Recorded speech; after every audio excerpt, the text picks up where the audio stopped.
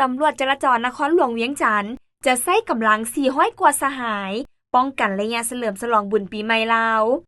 วันที่10 เมษายน 2025แผนกตำรวจจราจรนครหลวงเวียงจันทน์ผ่านแผนป้องกันและบังคับใช้กฎหมายการจราจรทางบกในระยะบุญปีใหม่ลาวพ.ศ. 2568ทั่วนครหลวงเวียงจันทน์เริ่มแต่วันที่11หาวันที่17 เมษายน 2025ทานพันโทสังคมพรหมราชหัวหน้าแผนกตำรวจจราจรนครหลวงเวียงจันทน์ให้รู้ว่า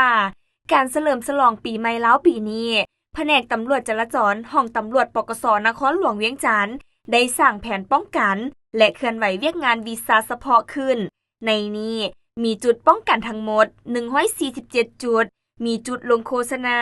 ประจำจุดประจำป้อมจัดระเบียบกวดกาตามสายทางจุดกวดกาและคอยเหตุกำลังเข้าร่วมป้องกันรวมมีทั้งหมด489สหายตั้งจุดกวดกาทั้งหมด11จุดมีจุดกวดกา24ชั่วโมง4จุดเส้นทาง13ไต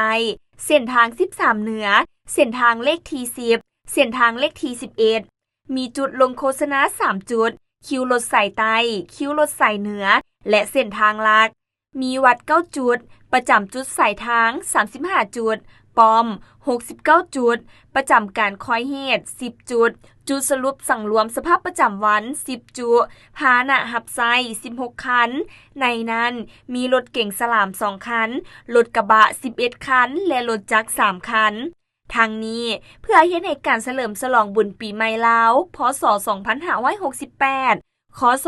2025ที่จะมาถึงนี้มีความเป็นระเบียบเรียบร้อยความสงบปลอดภัยรักษาได้มูลเสื้อฮีตของประเพณีอันดีงามของชาติติดพันกับการส่งเสริมการท่องเที่ยวลาว